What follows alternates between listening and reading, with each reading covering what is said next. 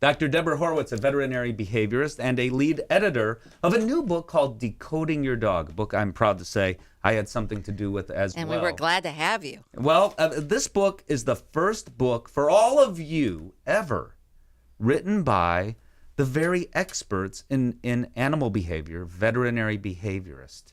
It's about time. I'm thrilled. We are too. It's. I have to give due to my colleagues who've written other books, but it's the first book that's a compilation by many veterinary behaviorists who've all come together to help you decode your dog, to help you understand your dog using the science that we've all studied, some of which we've written, and make it easier for you to keep your dog in your home. Oh, that's the thing about this book. There are some great dog training books out there. Well, first of all, this is more than a dog training book. It is about animal behavior. Right, it's an information book. Yeah, and it includes information about dog Yes. training, but that's just a portion of the book. It helps you, I think, to better understand what your dog is all about, for starters. But it's also written by the folks who have oftentimes done the research for all those other books, some really good books, and some not so good books, and everything in between,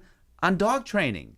I mean, it's you, and not only you, Dr. Horwitz, but your colleagues in the College of Veterinary Behavior who have done all of the work, I mean, the hard work, the real research, to determine the science about what we know today and what we don't know.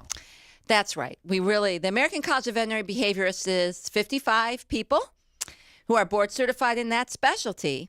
And this book really takes you from soup to nuts, because the book starts out strong, I think, by the first chapter that's called Can't We Just Talk? It explains to you how dogs communicate. And they communicate with us the same way they communicate with other dogs. And it's that misunderstanding that sort of leads the way for all these behavior issues. And then we move on to how to pick your best friend. Mm-hmm. And how to teach your best friend what you need them to know, and how to house train your best friend. And if you do any of those things where they're wrong, and that's not the right way to put it. If there's a disconnect between you and what is supposed to be your best friend, well, then where does that dog sometimes land? Well, when people don't get on well with their dog, sometimes they feel like it's the wrong choice, and they relinquish them to a shelter. So that's something we're trying to prevent.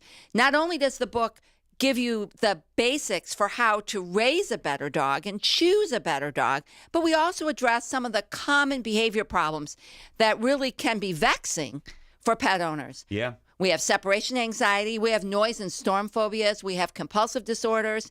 And if you're lucky enough to keep your dog until they live to a ripe old age, we also have a chapter on coping with your senior pet. So it really is going to take you all the way through that life stage. And it's not one of those books you have to read from cover to cover. You can open it up and say, I think I have a dog with separation anxiety, and read that chapter first if that's what you need. You bet.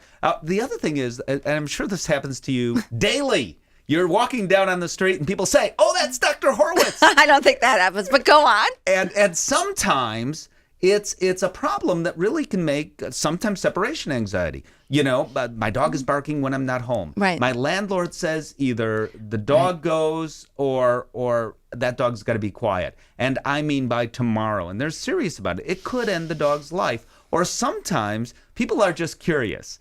Why does my dog do that? You know, and when it comes to behavior, people are sometimes so curious. So it isn't only a matter of life-saving, and it can be. I mean, read this book, and if you have a serious problem, you can get information that may indeed save your dog's life. Absolutely. But also answer those questions like, why does that happen? I think that's a good point. And I have to give credit to you, because I do want to say that my colleagues are all extremely knowledgeable people, but sometimes... Brilliant. Sometimes our language or the way we lay it out is not necessarily accessible to our pet owners. And so with the help of Steve Dale, we've been able to bring that book down to information that's going to be the most useful for you. Not a scientific paper. I don't want it to seem like this is going to be a scientific book and, oh, I don't want that because it's too much science. But really, it's the information that you need to decode your dog and have a better dog and have a dog that you live with until a ripe old age. That's our goal. Now, I bet you achieved that goal. There's no other book out like it. I'm proud to say that.